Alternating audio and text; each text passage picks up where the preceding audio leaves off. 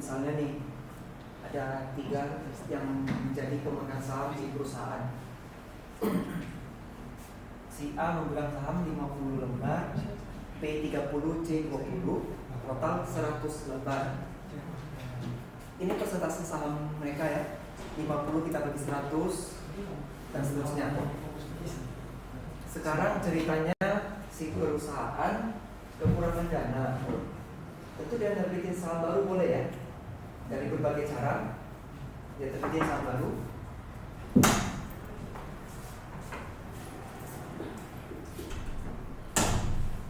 Sekarang saham dia mau tambah 50 lembar. Berarti total saham yang sudah ada di perusahaan adalah 150 lembar. A, B, dan C mereka itu diberikan pilihan mau beli saham yang diterbitkan baru ini atau tidak mau beli. Kalau mereka mau belinya berapa? Tergantung mereka ya, tergantung si A, B, C nya punya uangnya berapa. Tapi kalau mereka tidak mau beli, ya tidak apa-apa juga. Katakanlah muncul orang baru yaitu si D, dia punya saham 50 lembar. Otomatis kalau penghitungnya 150 lembar, A, B, C tidak seperti ini lagi kan persentase sahamnya berubah ya. Berarti 50 bagi 150 berapa itu? 33,3 ya. 30 bagi 150 1/5 20%. 20 bagi 150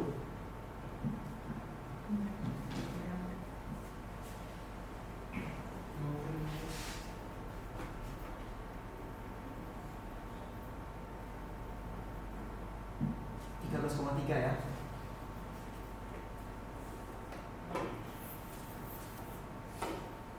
Lima puluh bagi 150 33,3. Kalau total juga sama kan 100 ya.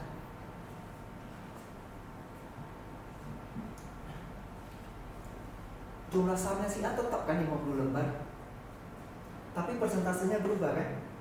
Itu yang namanya dilusi saham. Dia tidak ngapa-ngapain, tetapi porsi sahamnya berubah. Bisa dipahami untuk dilusi saham atau saham dilusi? Sederhananya seperti itu. Berubah persentase saham mereka.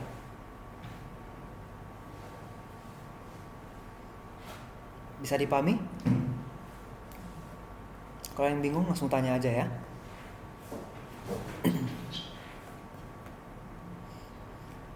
Nah, sekarang kita lihat definisinya. Saham tambahan yang dapat diterbitkan, berarti itu yang tambah 50 lembar tadi, pada masa mendatang yang akan mengurangi kepemilikan relatif dari pemegang saham yang sudah ada. Terbukti ya, A, B, dan C berkurang persentase sahamnya. Saham dilusi dapat timbul dari beberapa instrumen keuangan seperti saham preferen konversi, opsi saham, dan hak waran. Ini nanti akan dibahas lebih lanjut istilah-istilah baru ini. Saham dilusi dihitung dengan menggunakan metode treasury stock method. Metode ini mengasumsikan bahwa perusahaan menggunakan dana yang diperoleh dari penjualan opsi saham atau instrumen keuangan lainnya untuk membeli kembali sahamnya sendiri di pasar terbuka. Masih ingat treasury stock yang minggu lalu? Kalau perusahaan dia mau membeli kembali saham yang sudah beredar ya. Metode untuk saham dilusi itu sama dengan metode treasury stock. Jadi yang pertama di sini dikatakan kita hitung dulu jumlah saham yang diperoleh jika opsi saham atau instrumen keuangan lainnya itu kita laksanakan. Yang kedua, kita hitung nilai pasar sahamnya. Kalau sebenarnya dia nilai buku dulu, kemudian nilai nilai buku, kemudian nilai pasar saham. Kalau nilai pasarnya lebih kan menjadi apa kemarin?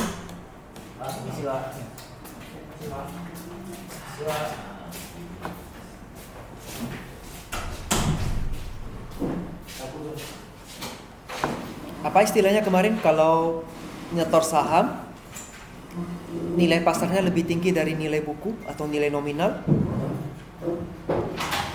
tambahan modal disetor ya, atau paid up capital atau paid in capital. Yang ketiga, gunakan dana yang diperoleh dari penjualan opsi saham untuk membeli kembali saham perusahaan di saham terbuka, di pasar terbuka. Yang keempat, hitung jumlah saham dibeli kembali yang diperoleh dari penjualan opsi. Yang kelima, jumlah saham dilaksanakan. Oke, ini kan sekedar prosedur untuk saham dilusinya ya. Tapi yang jelas kalau dari cara perhitungan sederhananya begitu ya. Itu bisa dipahami? Nah, di situ ada dikatakan memiliki dampak pada EPS, earnings per share. Kemarin sempat ya kita singgung juga tentang EPS. Kalau jumlah sahamnya banyak, berarti labanya semakin besar atau semakin kecil per lembar sahamnya?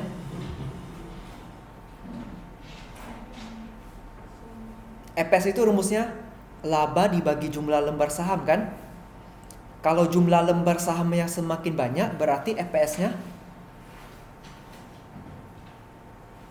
kalau pembagi makin besar, akibatnya dia akan terbalik. EPS-nya makin kecil.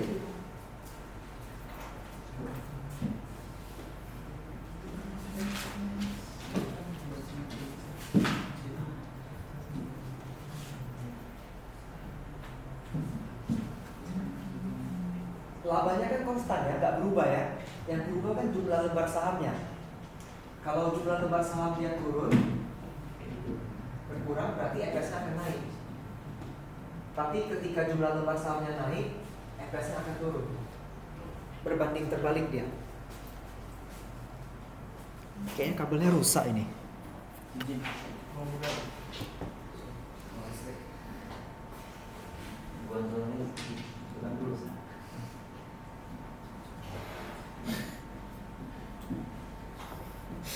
Ini contoh perhitungan saham dilusi.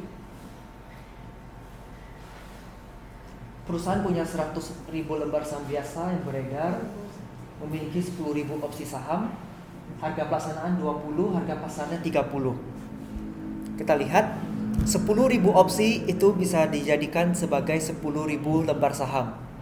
Makanya di sini 10.000 kali satu saham sama dengan 10.000 saham. Lembar saham maksudnya ya. Nilai pasar sekarang 20. Nilai pasar sekarang 20. Dana yang diperoleh berarti 20 kali 10.000. Dapatlah dia 200.000.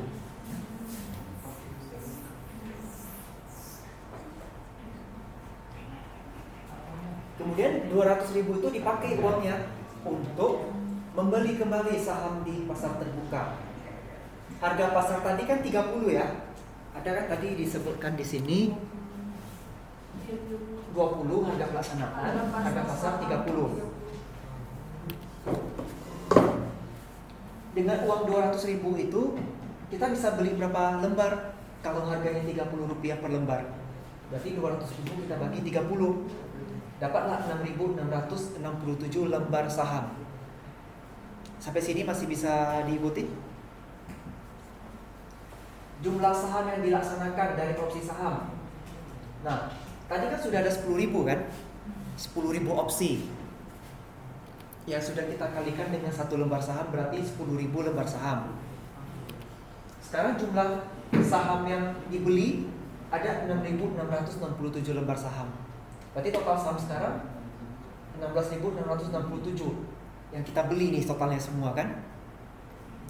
Dari 16.000 ini 16.000 sekian, dikatakan perusahaan mendapatkan laba $500.000. Kalau misalnya tidak ada saham lain, tadi kan dikatakan di soal dia punya 100.000 lembar saham biasa ya. Ini misal tidak ada pembelian saham yang lain, berarti 500.000 kita bagi 100.000. EPS-nya adalah $5 per lembar saham. Tapi dengan adanya penambahan lembar saham yang baru tadi 16.667 lembar, kita tambah 100.000 kan? Jadinya ada 116.667 lembar saham.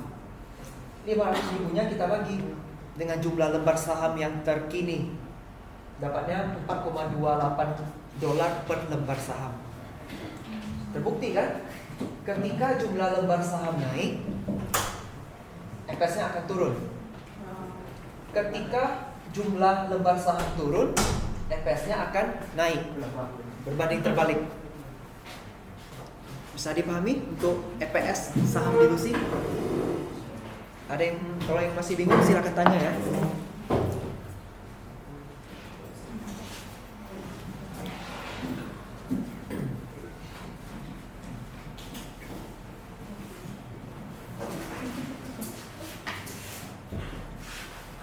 Nah, di sini jumlah saham dilusi mengurangi laba per saham perusahaan. Oleh karena itu harus mempertimbangkan dampak saham dilusi terhadap perhitungan EPS kita. EPS itu salah satu indikator laba kan? Laba perusahaan ya. Kalau laba per lembarnya makin tinggi, makin bagus ya. Kita tidak mau beli atau kita tidak mau investasi di perusahaan yang laba per lembar sahamnya rendah. Kita mau yang tinggi. Tapi kalau perusahaan punya kebijakan untuk dilusi saham, ya dia akan jadi rendah kan EPS-nya. Itu menjadi faktor pertimbangan juga. Tidak boleh terlalu banyak dibikin jumlah lembar sahamnya. Jadi mungkin dia batasi bolehnya berapa lembar sesuai kebijakan perusahaan masing-masing. Jadi dilusi ini berdampak pada EPS, kemudian dia harus bisa memberikan informasi kepada pemegang saham mengenai dampak dilusi terhadap laba per lembar sahamnya. Oke, untuk dilusi ada yang mau ditanyakan dulu sebelum kita masuk ke waran?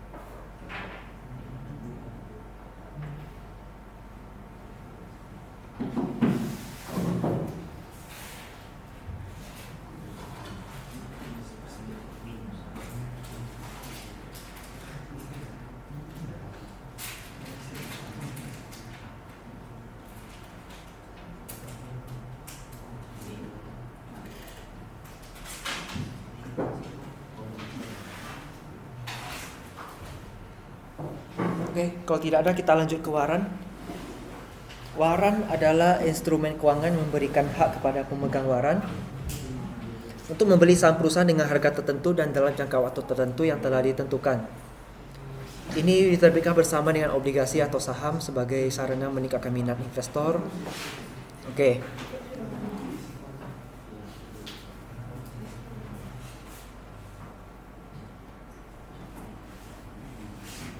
Misalnya perusahaan ABCD, dengan catatan ya, kita sudah punya saham di perusahaan ABCD. Artinya kita sudah membeli saham perusahaan ABCD di pasar terbuka. Ini biasanya di perusahaan terbuka ya.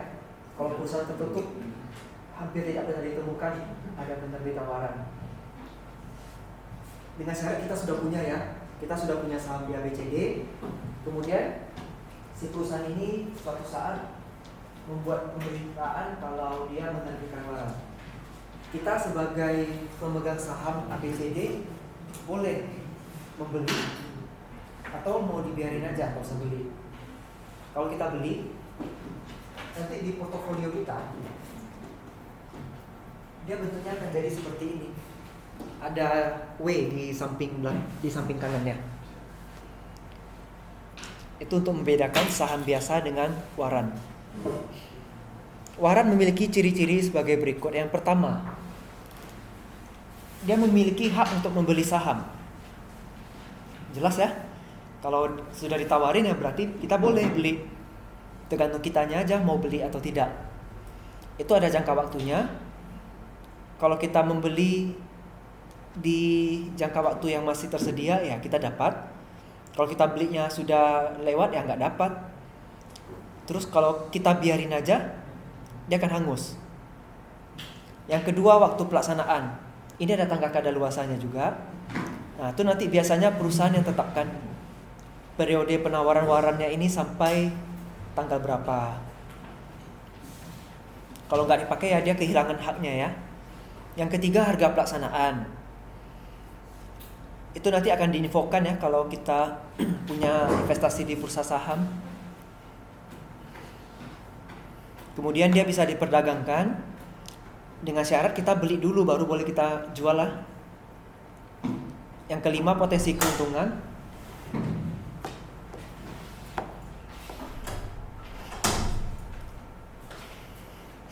Kalau misalnya kita beli harga 200 per lembar, kemudian di pasar terbuka harganya bisa mencapai 250 per lembar, berarti kita mendapatkan keuntungan Rp50 per lembar. Itulah namanya potensi keuntungan. Perlu diperhatikan juga, ini ada risiko. Jika harga pasar saham tidak mencapai atau melebihi harga pelaksanaan, maka pemegang waran malah tidak untung, dia malah jadinya rugi karena harganya di bawah dari harga pasar. Makanya perlu dilakukan analisis risiko dan potensi keuntungan juga dalam kita transaksi waran. Ini ada contoh. Perusahaan ini memberikan hak kepada pemegang waran untuk membeli satu saham ABC dengan harga 20 dalam waktu 2 tahun. Saat ini harga pasar ABC-nya adalah 25. Jika si ABC membeli pada saat ditawarkan, berarti kan dia beli dengan harga 20. Kemudian harga pasarnya kan 25. Dia jual berarti dia dapat untung $5 per lembar waran. Katakanlah dia punya 10, berarti keuntungannya 5 kali 10, jadinya 50. Namun jika si saham ABC-nya itu kebetulan harganya di bawah, dia rugi dong. Misal harga pasarnya 18, kita belinya tadi 20 kan, berarti kita rugi $2.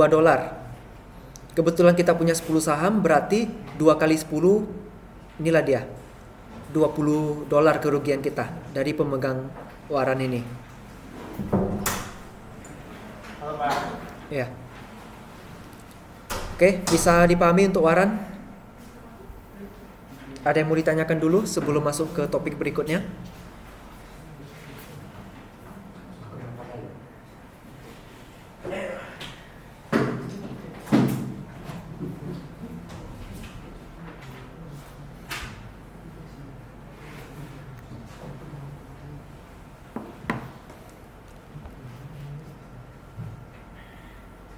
Silakan kalau ada yang mau tanya.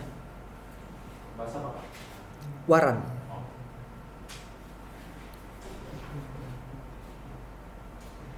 Ada investasi saham. Saya? Ya. Enggak. Ada investasi saham di kelas ini? Enggak pernah. Saya nggak pernah. Saya reksadana. Transpektifnya gitu. Ini banyak Pak. Ya. Saham BCA ya Pak. Benar. Ratusan juta ya. Jangan gitu. Pernah ditawarin waran? Enggak. Maksudnya nggak ambil atau memang nggak pernah ditawarin? Nggak pernah ditawarin karena cuma invest gitu aja gitu. Oh. Itu aja, cuman digitnya banyak Pak. Iya. Nah, gimana tuh Pak?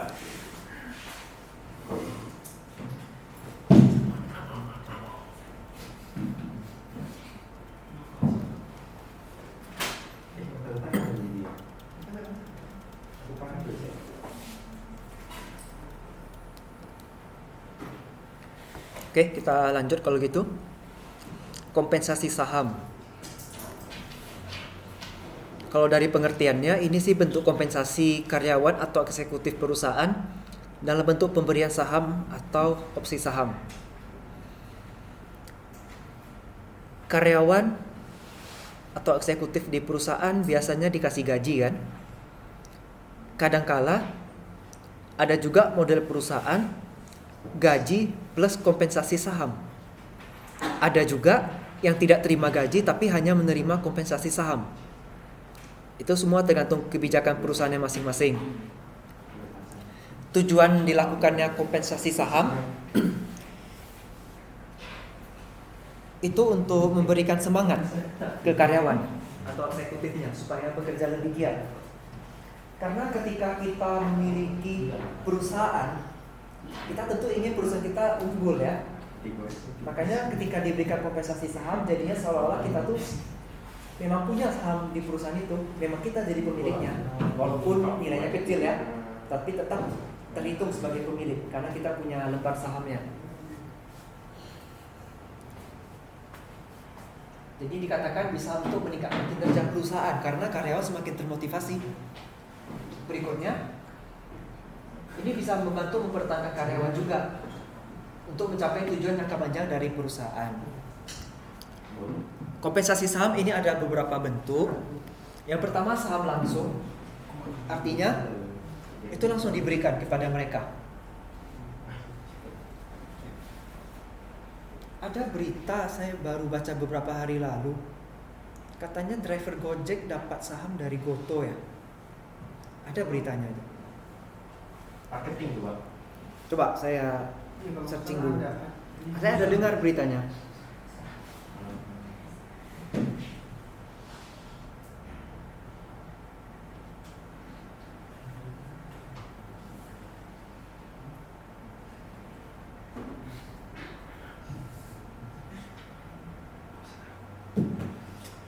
Nah, ini para mitra pengemudi dan pedagang PT Goto Gojek Tokopedia Tbk berhak atas saham perusahaan senilai 310 miliar.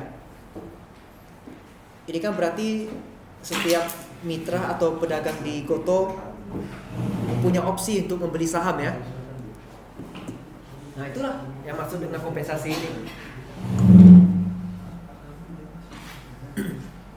Yang kedua itu melalui opsi saham.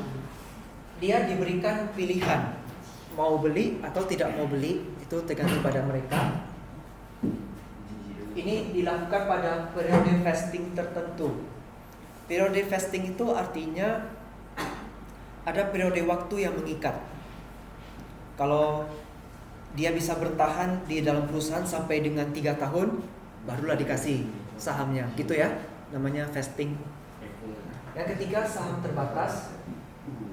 Nah, ini juga sama, diberikan sepenuhnya setelah periode vesting tertentu.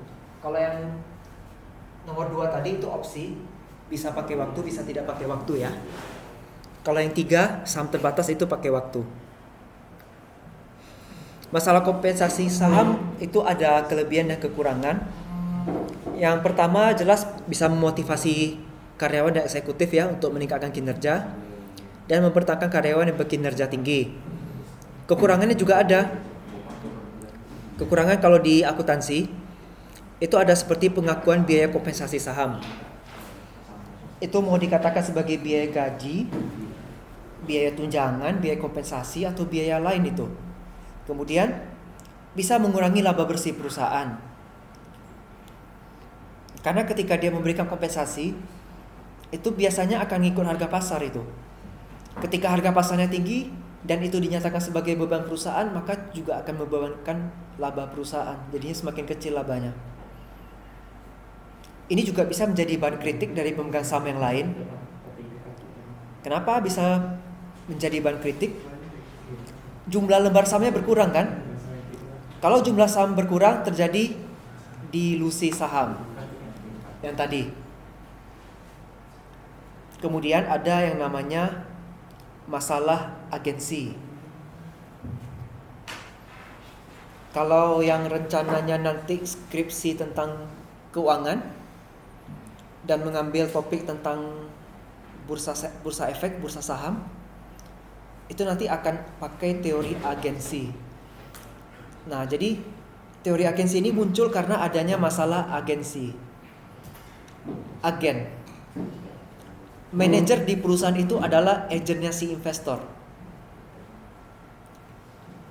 Investor kan yang membayar gajinya si agen ini di dalam perusahaan. Jadi ada konflik rupanya. Si agent dengan si investor itu ada perbedaan lah. Perbedaan informasi yang mereka ketahui. Kalau di teori agensi sebutnya agent and principal. Agentnya berarti si manajer dan eksekutif. Principalnya berarti investor. Dikatakan kalau si agent itu mengetahui informasi lebih banyak daripada si investor. Karena si agent dia bekerja langsung dalam perusahaan. Jadi dia tahu lebih banyak informasi. Sedangkan si investor kan dia orang luar. Meskipun ada juga investor yang langsung turun tangan, tapi tetap yang mengelola perusahaan akan lebih tahu banyak informasi kan? Itulah yang namanya masalah agensi. Nah terus ini si eksekutif atau karyawan dia akan menerima gaji yang besar karena mereka menganggap saya kan bekerja untuk perusahaan. Tentu perusahaan harus memberikan saya kompensasi yang tinggi juga sebagai imbal hasil. Investor nggak suka kan kalau beban gajinya terlalu tinggi. Itu juga menjadi permasalahan agensi. Ya syukur-syukur kalau dikasih gaji tinggi, kompensasi tinggi, kinerja perusahaannya bagus. Kalau rupanya kinerja perusahaannya tidak bagus kan jadi masalah juga. Nah, dari permasalahan agensi tadi,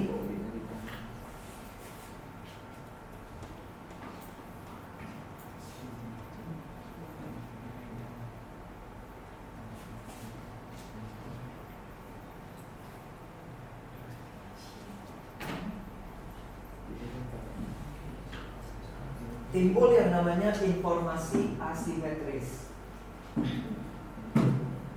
Simetris tahu kan?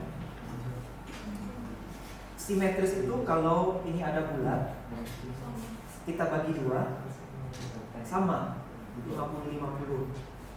Tapi yang namanya asimetris, misalnya gini, pokoknya ada satu pihak yang dapat lebih banyak, makanya dia tidak simetris. Tidak simetris kalau bahasa Latinnya asimetri. Kalau dari porsi ini kita lihat, kira-kira agent yang di 30% atau yang 70%? Agent, si pengelola perusahaan. Di porsi yang lebih besar atau di porsi yang lebih kecil? Agent loh. Agent dia akan di porsi yang lebih besar, kan dia ngelola. Dia lebih banyak tahu informasi kan? Ini adalah prinsipal. Prinsipal, saya nggak tahu kenapa disebut prinsipal kan? Prinsipal itu kepala sekolah kan bahasa Inggrisnya. Tapi teorinya gitu. Prinsipal itu artinya investor ya.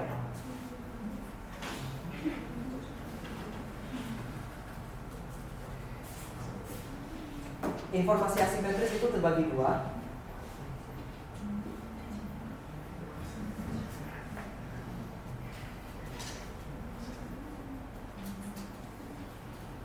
Yang pertama moral hazard, yang kedua adverse selection. Apa maksud dari dua ini? Ini dia, moral hazard, adverse selection. Nah, di materi sudah ada.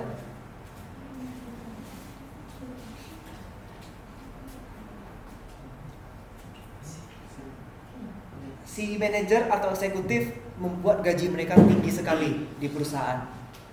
Tapi karena mereka punya kewenangan, mereka asik bikin gaji mereka tinggi, tapi mereka tidak termotivasi untuk meningkatkan kinerja perusahaan. Itulah namanya moral hazard. Saya nggak tahu kalau di Indonesia kan apa artinya moral hazard tuh, karena agak aneh kalau di Indonesia kan ya. Tapi kalau di akuntansi istilah moral hazard udah pada ngerti biasanya. Kemudian adverse selection ya.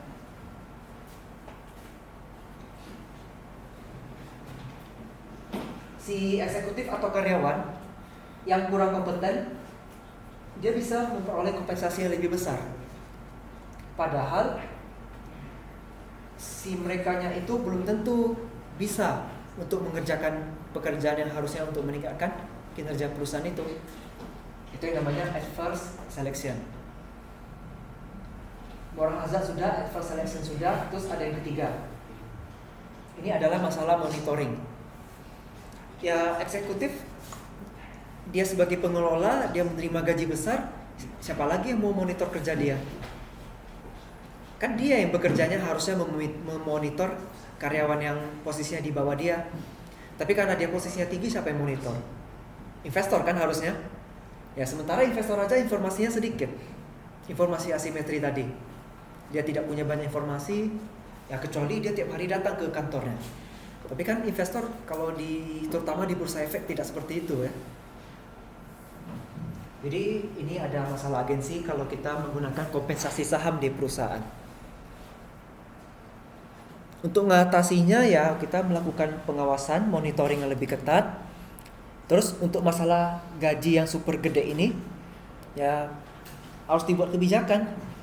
Rasio gaji terhadap total biaya maksimal berapa persen.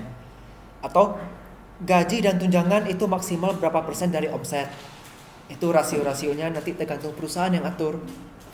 Kemudian kalau memberikan kompensasi saham, opsinya tuh dibuat bersyarat dong. Misalnya dibuat terbatas, dibuat jangka waktu, misalnya harus mengabdi 10 tahun baru boleh dapat saham gratis istilahnya. Kan ada kadang perusahaan gitu ya, sudah 20 tahun bekerja, ketika dia berhenti, mobil dinas yang dia pakai dikasih ke dia. Nah itu sama, kompensasi saham gitu juga sistemnya. Itu adalah opsi dengan jangka waktu ya, atau saham tertentu tadi namanya. Oke, untuk kompensasi saham ada yang mau ditanyakan? Jelas ya?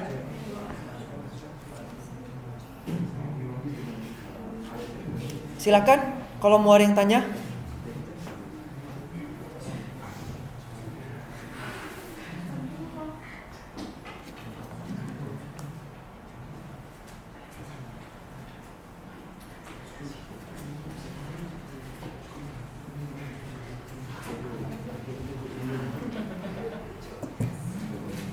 Silakan, ada yang mau ditanyakan?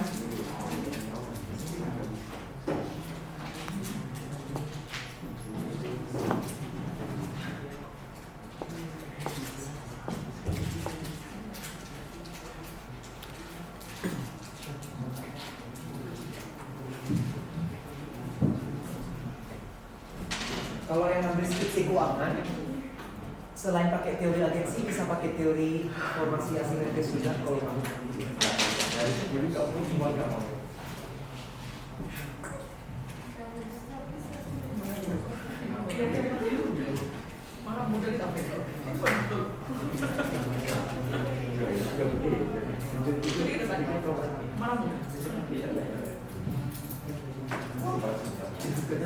Oke, kita lanjut ke EPS.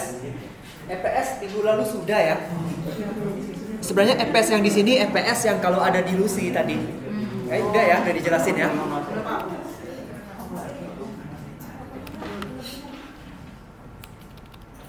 Oke, EPS karena sudah dijelasin minggu lalu, terus tadi contohnya pakai di Lucy sudah, berarti kita lanjut ke option.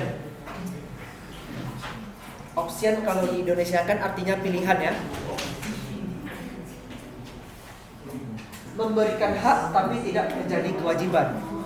Berarti emang iya, itu adalah hak kalian. Kalian mau pakai atau tidak itu tergantung kalian. Itu namanya option. Bisa berupa saham, obligasi, komoditas atau mata uang. Biasanya yang paling sering itu saham ya, terutama perusahaan yang di bursa efek itu. Ada dua jenis.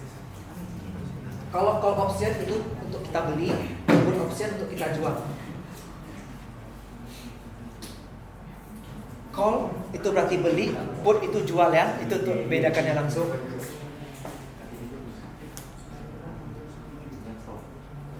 Soalnya kalau baca pengertian mungkin agak bingung ya. Jadi langsung aja saya bilang ini untuk jual, ini untuk beli, ini untuk jual ya. Kemudian dalam membeli option harus membayar premi kepada penjual option. Premi ini adalah harga harus dibayar oleh pembeli sebagai imbalan atas hak yang diberikan. Rupanya untuk memberi itu ada juga ya biaya preminya. Tapi biasanya preminya tidak terlalu mahal ya. Ini sebagai alat untuk mengelola risiko dan memanfaatkan peluang pasar. Ada yang trading forex di sini? Gak ada yang trading forex ya? Kami mainnya Zeus. Satu Zeus. Bitcoin ya? Kami pernah tahu itu mereka sering bahas Zeus yang Zeus Olympus Zeus ya.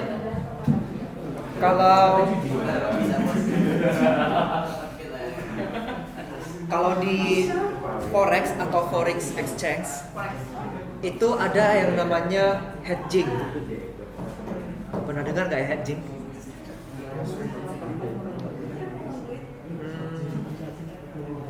Hedging itu artinya lindung nilai. Kita nggak tahu masa depan kursnya berapa, kita beli dulu kursnya sekarang. Mau harganya turun atau mau harganya rendah, kita tetap pakai kurs yang sekarang. Itu namanya hedging. Kalau kurs ya. Kalau di saham itu namanya option. Di masa depan harganya naik atau turun ya kita tetap segitu juga yang kita keluarin. Itu untuk lindung nilai, tapi di posisi saham. Kalau ini mekanismenya over the counter. Terus ada beberapa tempat di bursa yang menyediakan, salah satunya JPOE yang ada di ISE di Amerika. Di Indonesia ada juga, itu di Bursa Efek Indonesia. Ini ada contoh perhitungan option. Harga 50, membeli call option dengan harga 55, jatuh tempo 3 bulan, premi 2. Jelas ya? 50, 55, 3 bulan dan 2 per saham. Dalam waktu 3 bulan, rupanya harga saham ABC naik menjadi 60. Berarti si investor A kan tadi dia membeli dengan strike price 55. Berarti meskipun harga sudah 60, dia tetap bayarnya 55. $55 itu sahamnya kalau dia jual dengan harga 60 yang harga sekarang, dia untung kan $5. Peroleh keuntungan sebesar $5 per saham. Jika harganya di bawah, maka dia akan tetap bayar 55. Tapi ingat, kita mau dapat nilai lebih atau nilai kurang, kita harus tetap bayar premi $2 kan tadi. Nah, jadinya tadi kalau dia jadinya 60 tadi, dia bayar 55, berarti 60 kurang 55 kan 5. Terus dia harus bayar premi 2 kan? Sisanya 3. Inilah dia laba dia. Sekarang ceritanya kalau dia rupanya lebih rendah atau sama dengan 55, ya dia tetap bayar 55, cuman dia harus bayar premi 2. Bisa dipahami untuk option?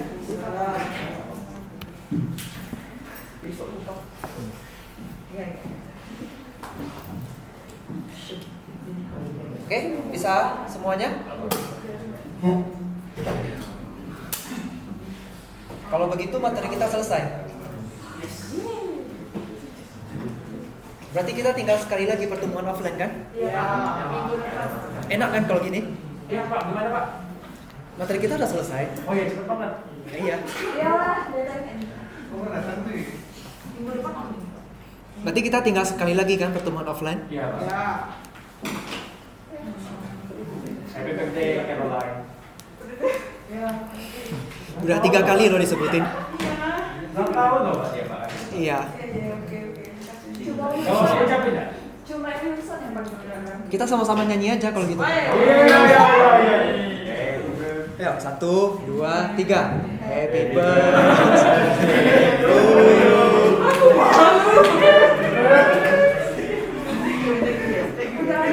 Kok nyanyinya kayak horor gitu ya?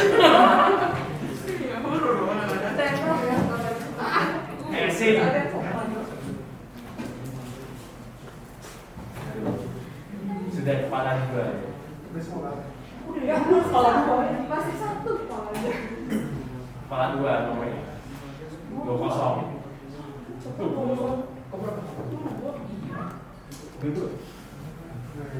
Berarti awet muda.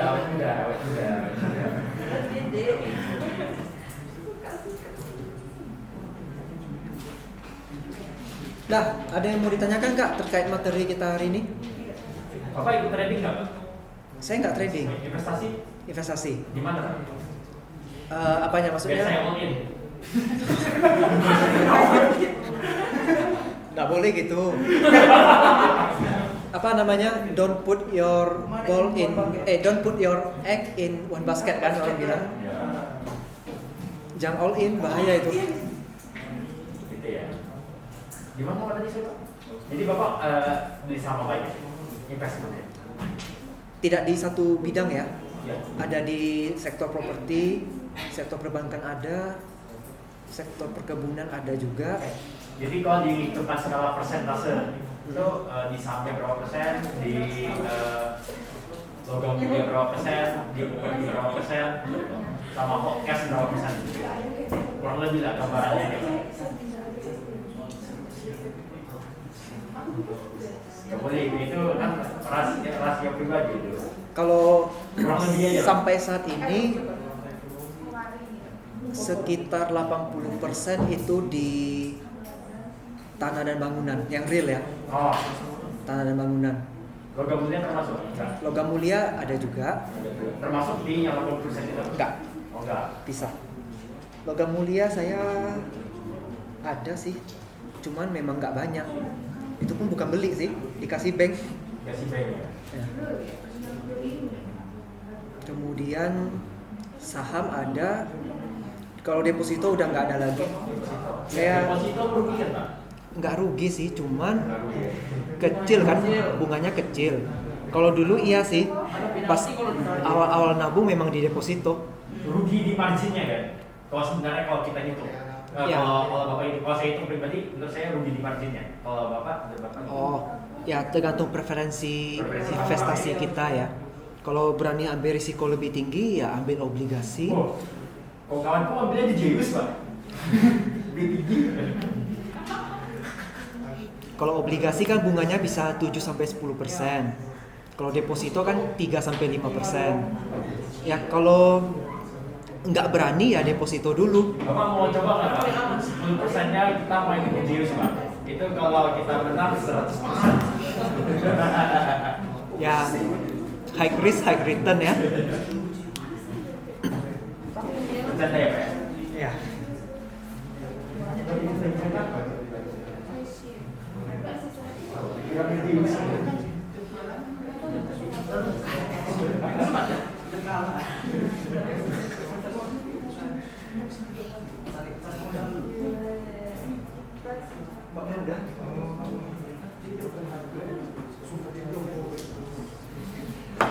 Yang gede ya.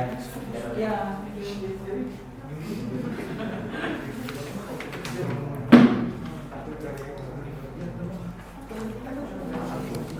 Partisipasi bersama-sama senang kalau ini iya lah, menambah tua. Tambah umur artinya kematian lebih dekat.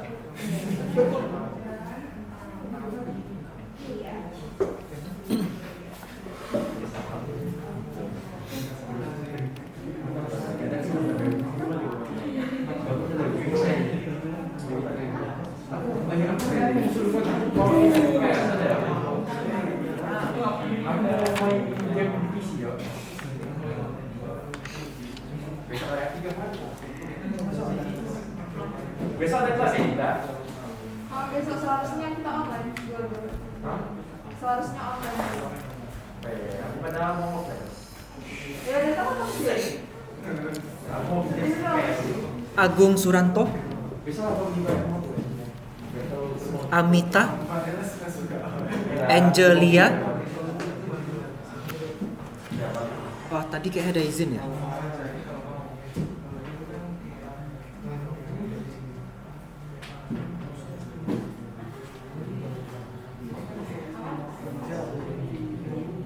Oh ya, Angelia izin. Angelica,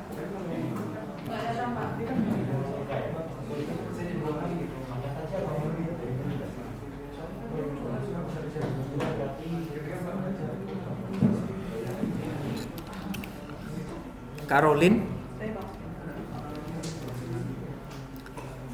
Danica Helen, Edita, Elvin Harley, Fernando,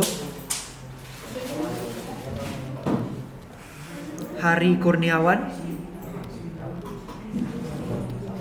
Hendrawan, Jenny Caroline, Juniati, Kang Kesing, Merisa,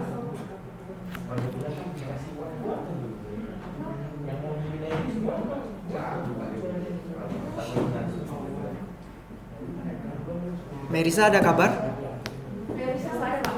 Gak ada kabar. Michael Fay, Michael Fry ada apa?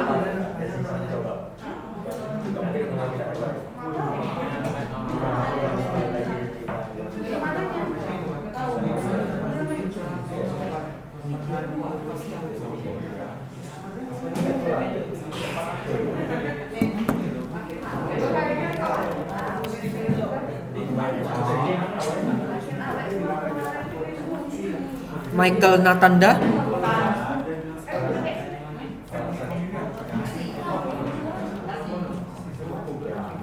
Ricianto, Sharon Francisca,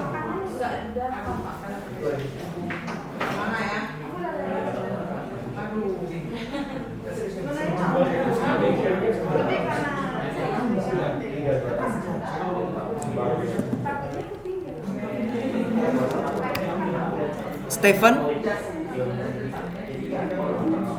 Vicky, Winter, Merahin Pak, nilainya Pak. 4E Pak, baru sama aku. dia udah izin sih tadi. Erin Falco, Dia izinnya apa Pak? izinnya lembur sampai jam 6 lewat. Memang bener sih. Kok jangan kita lagi bilang, kenapa? Wilson Wijaya, Absensi saya Pak ya? tunggu ya. Fauzi, Nggak ada apa?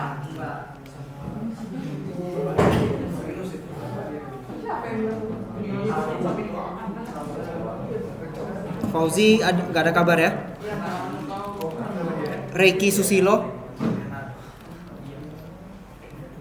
ada yang namanya belum dipanggil? Ada yang belum dipanggil. Udah semua ya?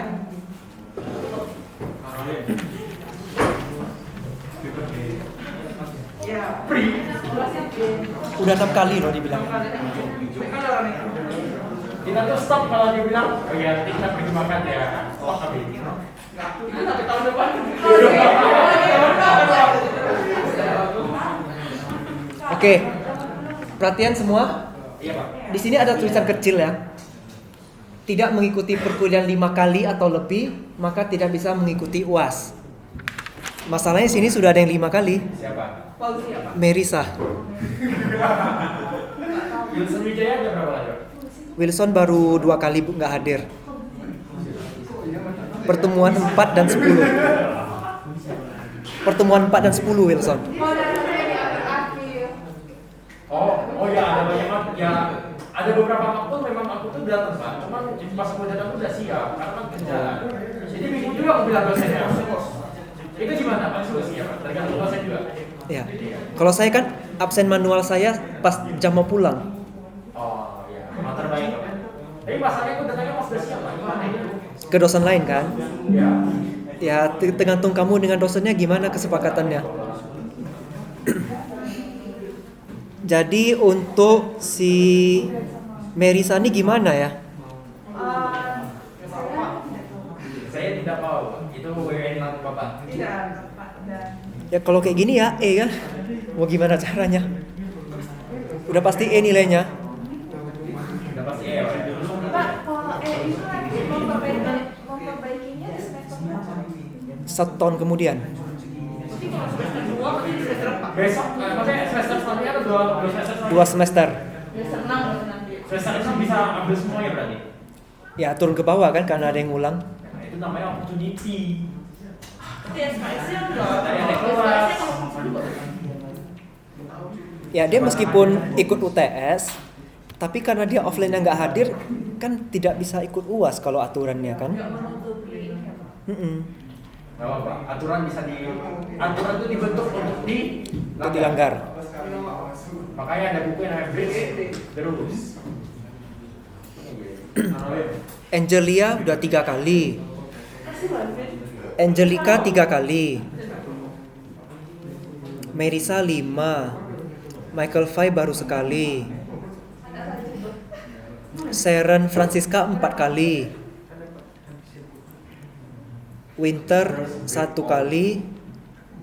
Fauzi 4 kali.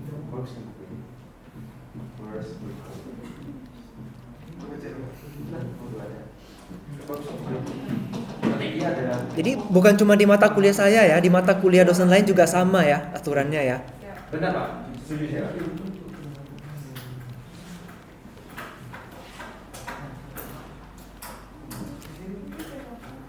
Si Fauzi ini belum ikut ujian UTS loh. Nggak ikut ya Pak kemarin. Ya udah, berarti nggak bisa diselamatin nilainya. Kalau belum tes gimana Pak? Udah gitu. Ya, kalau bisa dipanggil untuk ikut UTS ya nggak apa-apa, masih bisa diselamatin. Dia kan masih 4 kali ambil jatah bolosnya kan. Pertemuan kita berapa kali? Sekali lagi. Berarti dia udah cuma udah pernah loh.